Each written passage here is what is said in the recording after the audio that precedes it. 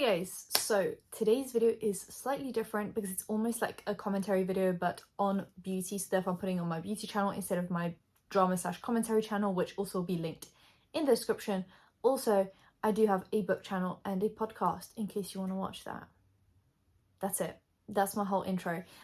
Like, comment, subscribe. Okay, so panic averted. Whatever that was taken out. Hello.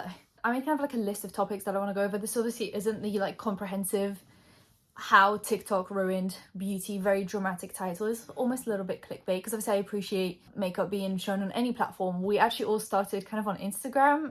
Like the big boom, you could say, of YouTube in 2015, 2016 was Instagram, and that was like the way that a lot of people blew up and then transferred over to YouTube, which I see kind of the same thing probably happening to TikTok. Like the people that want to continue doing makeup in long format will come over to YouTube unless TikTok implements some kind of a long form feature.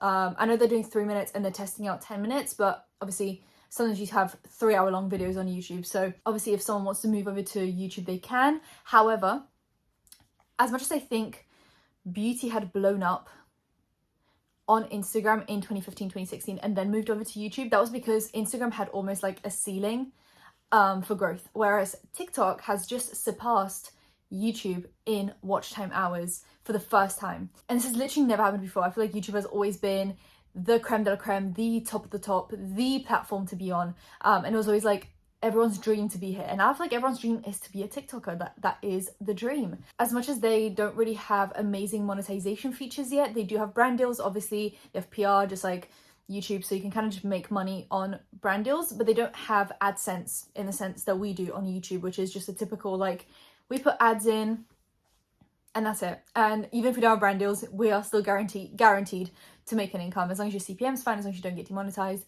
yada yada. Which a lot of beauty videos have a high CPM and don't get demonetized because they're family friendly.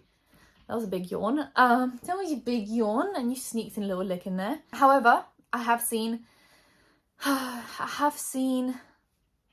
some like gossip rumors about apparently TikTok trying to implement new monetization features to make their monetization feature as good as YouTube. That's not what they said, but essentially that's who they're competing with. YouTube has the best and the only monetization feature on any social media platform. Any other platform that you're on, if you're going on there, you have to implement brand deals because you're not going to make money any other way. Oh, am I boring you?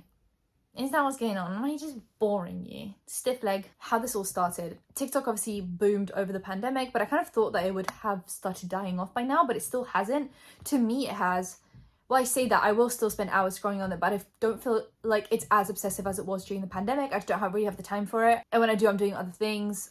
TikTok has just not really been my number one priority lately. I feel like I still go on it, and if I do go on it, I will get sucked in and I will keep on scrolling, but that's why I don't go on it as often as I did in the ye old days. The only reason I'm really going on my TikTok, it's not even on my TikTok, it's on my podcast TikTok that I've got, just to post TikToks and leave, really. So there's my TikTok if you guys want to go on it. But I feel like TikTok has allowed many people to start businesses and start ventures that they normally wouldn't have been able to almost have the platform to start, whether that be selling things or, you know, if you have seen the marshmallow sponge, the beauty one that I'm using, that blew up over TikTok. Truly Beauty, the other brand that I'm using with the moussey type product, that was already a big company, but they blew up on TikTok. And then we have the other things like podcasts are heavily blowing up on TikTok right now. If you're putting clips of little podcasts, if you're putting little clips of your podcast on TikTok, you are bound to have one that will get 5 million views because it will just get the right amount of engagement. It's so easy to blow up on TikTok these days. The algorithm just does it so that it's really, really easy. Am I shaking your head a bit too much? It's super easy to blow up. Way easier than on YouTube. YouTube has a specific algorithm where it really prefers if you've already got like an established platform, which is difficult when you're trying to create a platform and you have to post semi-regularly and you have to, you know, on TikTok, you're just kind of like, you post a video, it goes viral or it doesn't, and that's that on that. And it's usually a lot more low effort than other platforms. I'd say probably what's lower effort is Twitter, and what's also maybe lower than TikTok but higher than Twitter is Instagram. But I feel like TikTok slots perfectly into that, like, not super low effort, but like pretty low effort content. That's not me judging TikTokers. I feel like it's just easier to create obviously a 1-minute TikTok than it is to create a 20-minute long video, because you need to do extra stuff for a 20-minute video. And then we've got the boom of like the lifestyle, clothing, makeup that we normally had on YouTube, whether that be vlogging, fashion, or hauls, or makeup, or tutorials. We got all of that in short format on TikTok. We're getting the typical, you know, story time, get ready with me's, tutorials, reviews. We're getting hauls, PR unboxings. All of that is happening on TikTok, but it's happening in under 3 minutes, whereas on YouTube it is happening in 20 minutes, 30 minutes. I think it's so much easier to consume a review of, I don't know why I'm putting it in quotations, I think it's so much easier to consume a review of a foundation that is a minute long versus a 20-minute one. However, what happens when you dial down from a 20-minute to a minute long video, you get bias, maybe lacking in information, lacking in context. I also think as much as YouTube has the same, well, similar issues, just not as blatant, I think TikTok really struggles with filters and over filtering and over photoshopping the videos, because all of that is built into the platform, so you kind of don't need to get all these extra things to edit your content. Like, I don't have any filters on right now. This is just kind of what I look like. The only thing that's helping me out is the ring light, because then for me to be able to add all those beauty filters, I'd have to like buy a package on Final Cut Pro and then use that. Whereas on TikTok, all of that comes free, on like built in, and it's super easy to use. You literally just switch it on before you start filming your video, and you've got whiter teeth, you've got smoother skin, whatever it is. So I think there is a bit of a situation with one, filtering, not making the product look the way it actually looks in person, but then there's the added thing of, you're doing a minute long video, you're trying to make it as interesting as possible, as clickbaity as possible, you're trying to get a big reaction, almost like the 2015 Instagram era. Like, remember when on Instagram you'd go on your explore page and be like, this crazy thumbnail, and then you click on it and it's like nothing what was in the video. It was like clickbait on YouTube, but just like elevated, not in a good way, like just exaggerated. I feel like the same thing is slowly happening on TikTok with crazy trends, crazy hacks that aren't really helping anyone. You know, all those like contour like this, and the effect is exactly the same as just regular contour, but it adds that extra element of having to draw something on your face to have for the thumbnails, that people click on it, other people then duet the video, do the trend, and it's like we're getting Instagram 2015 all over again. I'm trying to emphasize the fact that TikTok is really giving me the same vibes that I felt at the age of 15 when I was on Instagram, when I was on the Instagram explore page and everyone was blowing up over these like fork to contour videos. And then all of those people dialed down their content and just went to YouTube with an already built-in audience, but just heavily dialed down content. Like, they didn't do any of that clickbaity stuff anymore because we were so over it at that point. But I feel like I always forget that I am not the youngest generation. And I hope you know what I mean by that when I say that. I hope I'm making sense. I always think that I'm the youngest person on the internet because I still think that I'm 15, and even back then I probably wasn't the youngest person on the internet, but you know what I mean? Like, I grew up on the internet, so I always think I'm the youngest. There is no younger generation. And then I get shocked and bamboozled when I see someone on my For You page, I click on their account and they're 14. I am shocked and bamboozled, but I don't know why, because I was 14 on Instagram one day too. One day, there was a day in my life where I was 14 and I was on Instagram. Just like these kids are 14 and on TikTok. So what I used to fall for on Instagram, aka clicking on all the clickbaity Instagrams, this generation's 14-year-olds are also clicking on the clickbaity TikToks. We're doing a cycle. You know how there's a fashion cycle where like mini skirts, like denim mini skirts were in like the 2000s, and they're coming back now because 20 years later there's a trend cycle. I feel like on the internet the trend cycle gets cut down to like a solid 5 years. I think 5 years is all you're getting. At that point we're going back because there's nothing else we can think of. So TikTok is the new Instagram, and that's what Instagram's trying to steal from TikTok. Reels, the whole thing. What am I getting at? We're getting these clickbaity, quick, lacking in context reviews or videos or tutorials about makeup products that then makes the makeup product sell out, almost like during the Instagram era. Do you remember the Farsali face oils, the unicorn one? Then we had the ABH pomade that was used for the eyebrows and all the close-up eyeshadows, the soft glam ABH, the modern renaissance ABH, liquid lipsticks from Kylie Jenner. Like, I feel like we're getting the same thing now with the Dual Lip Oil, the KVD Good Apple Foundation. Do you guys remember how weirdly reviewed that was? Like, they'd take a dense brush and then just swipe it across the face in like a one streak and go, oh, so much pigment. And then they would cut to them already having the foundation blended out and be like, oh my God, this is amazing. And it's like a filtered video. Exactly the same thing as Instagram, not showing what the product actually performs like. And then people came in and were like, this is what it actually looks like in everyday lighting and it doesn't look good. I feel like I'm getting the same vibes, and maybe TikTok will be an everlasting, long-lasting platform. Or maybe it will be exactly what Instagram was when everyone thought that Instagram was the end all be all of life, and turns out it wasn't. And all those people, like all those eyes that were taken away from YouTube to Instagram, then had to go back to YouTube because Instagram started falling behind. Is TikTok going to have the same thing? Is TikTok going to maybe evolve with the internet times, create longer content, encourage less clickbaity, encourage more context, encourage less biased content, encourage just like content? Or are they going to continue down the clickbaity route because it's what's working for them so far, and all those kids that are going to start growing up and turn, you know, into 17, 18, 19-year-olds are going to be like, okay, well, this is ridiculous. No one applies foundation like that. I'm going to go on YouTube and see how they reviewed it in 20 minutes, showed me day updates, 1 p.m., 7 p.m., 10 p.m. And I'm going to get more context, less bias, more information on YouTube. Are we seeing the same trend cycle, or is that trend cycle finally going to break with TikTok just like evolving? Because I feel like Instagram was always stuck in that like clickbaity realm, and it never really grew out of it. And then when it tried to grow out of it, it just stopped being relevant. And I feel like, is TikTok going to go down that same route of people growing up and growing out of it and being like, what now? Or are they actually going to become just the next YouTube, but portrait mode instead of the other one, or whatever the other one is called?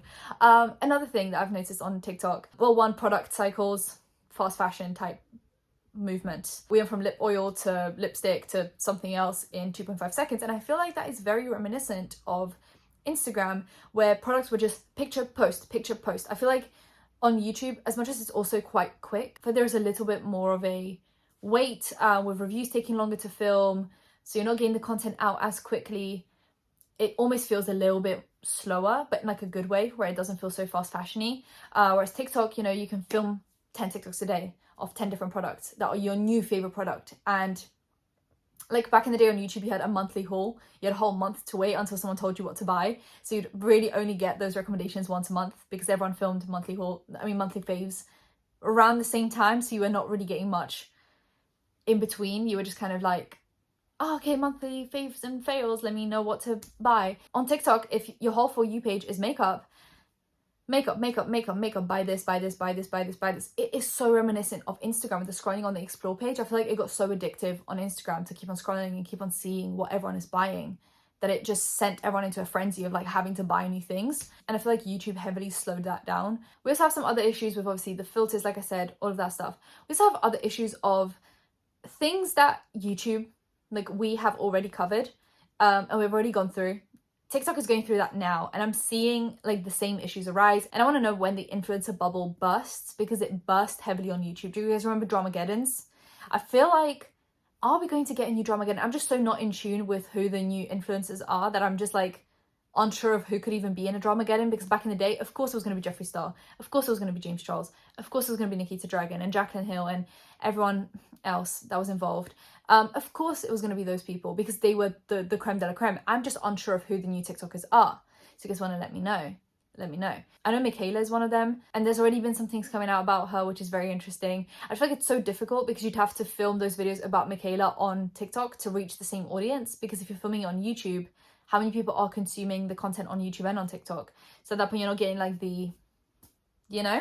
I'm seeing a few things being repeated. One, not following FTC guidelines. I feel like there was a moment where every single influencer on YouTube, that's a dramatic statement to make, a lot of influencers on YouTube were called out for not disclosing affiliate links. Remember Morphe this, Morphe brush, Morphe this, and then turns out they were all making 10 to 15% commission from Morphe this, Morphe that. That bubble burst very quickly, and people were very quickly made aware of the fact that influencers are not just recommending this stuff for funsies and to give you guys a discount code. They're recommending this stuff because it gives them commission.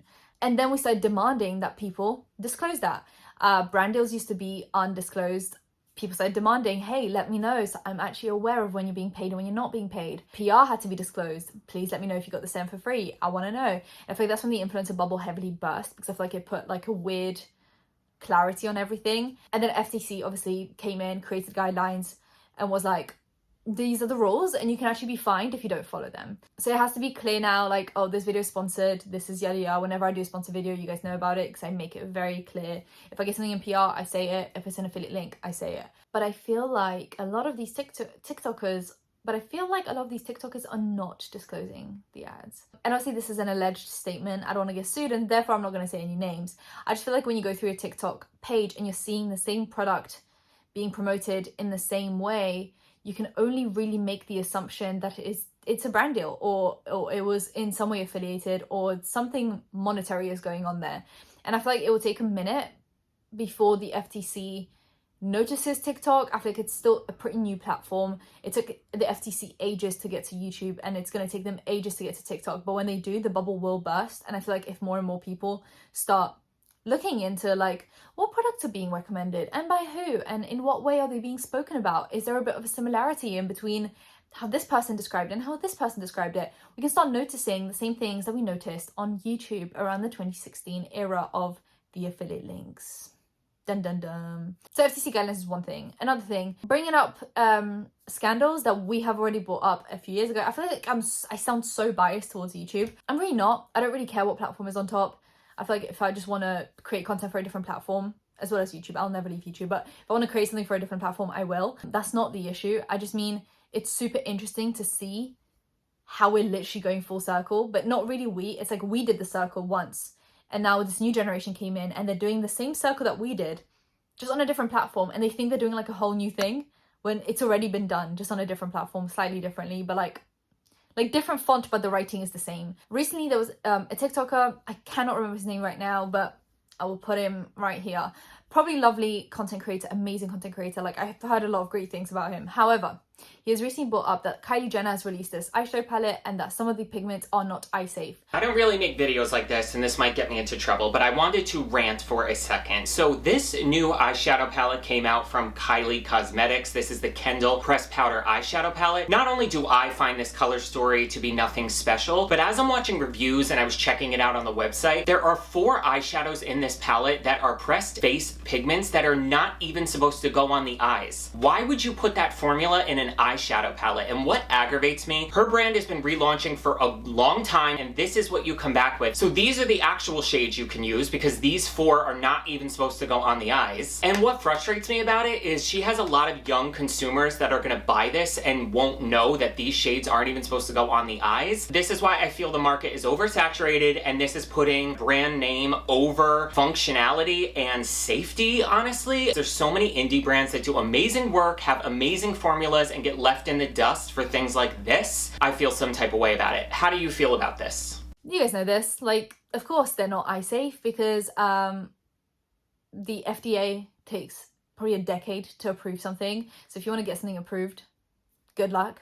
Mainly in the America region. I feel like everywhere else, the certifications are a lot easier to get, and people are very much, like, companies are very much on it. But I know America struggles with getting FDA certifications for different cosmetic products. Like, I feel like it just takes a really, really long time. So some things to this day are still not approved, even though they are completely safe to use, like pigments that are not eye safe. And those include mainly red pigments. So if you have a red, purple, pink, verging on orange eyeshadow, chances are it's got a red pigment in it. Chances are that red pigment hasn't been approved for eye use by the FDA yet, but it is completely safe to use. Yes, it might stain. Yes, it might irritate some people that have allergies or sensitive skin, but anything can irritate anyone. You know, I could be allergic to coconut, so anything that involves coconut will irritate me and cause a reaction, but to the majority of people, it is completely fine and safe to use. And that's the thing with these non-eye safe pigments. You can use them around your eyes. It's just the company has to say that because it's not been approved by the FDA, and they could be sued for telling you you're allowed to use it around your eyes when the FDA hasn't approved that usage yet. We've been over this on YouTube literally 5 years ago, like so many years ago, where we're like, oh my god, what does this mean? Do you guys remember the James Charles palette with Cody Rants talking about how it stained their eyes? The pink shade called Skip, I remember. But then we looked into it. Obviously Jaclyn Hill's palette, her second one, had some red pigments in it for the pinky purpley eyeshadows. Those were not eye safe pigments. Now, this TikToker has brought up how it's very lazy of Kylie and like how it's a cash grab to put non-eye safe pigments, and she just doesn't care about her clientele. Now, I'm not here to defend Kylie Jenner. I don't care about this eyeshadow palette. However, it is not a cash grab. It is not some kind of a scammery, fakery for Kylie Jenner to be using non-eye safe pigments, because literally go on Sephora, go on Ulta. I'm going to guesstimate and say that 50% of the palettes you're going to come across at least are going to have non-eye safe pigments. Even some probably collabs by TikTokers with makeup brands, or makeup brands that he has promoted himself or talked about himself or reviewed himself, have pigments that are unsafe for eye use. So I think he had just like found this out, thought that it was like a new thing that he was bringing to people's attention, and it probably is a new thing that he's brought to people's attention, like the 14-year-olds that are just now starting to wear makeup, get into makeup. They probably think this is like amazing information, and they're probably so happy to find out about this. However, it's already been debunked on YouTube many years ago. So I just wanted to bring attention to how TikTok is clearly just like, you know, we've already been there, we've done that, we've talked about this. It's completely safe to use them around your eyes as long as you're not getting the irritation. Just do a little test patch and you'll know. But yeah, that was just one thing where I'm not blaming him. He clearly is passionate about the topic. He has been called out and he hasn't really done anything about it. I'm gonna check when I'm editing to see if he has like addressed it in any way or shape or form. But yeah, that was just another example of like, we've done this, we've been there, what's going on? I'm getting deja vu. Like, just like the FTC guidelines, just like the pumping out content, the clickbait, the weird trends that everyone's following, the weird ads as well. That just brings me great Instagram like deja vu. Like the weird clickbaity ads for different like shapewear and makeup, and like I feel like I'm actually getting deja vu, and I feel so old. I'm a big age of 22. For the first time, I feel super old on the internet. And I just wanted to get you guys' perspective. Is YouTube dying because TikTok is rising? Or is TikTok taking away the exact same attention as Instagram used to take away? And are all those people going to have to make a comeback or make an entrance into YouTube at some point when TikTok stops being the it platform? Or is TikTok going to be the it platform forever until the next platform comes up? Because they might just evolve really well. I'm not sure. You guys let me know. But that'll be it for today's video. If you guys enjoyed it, give it a thumbs up, comment down below anything to comment down below, and subscribe because I post videos every time something happens. So hit that bell, you'll be notified when that's happening. Social media links, any links in the description. I'll see you in my next one. Bye guys.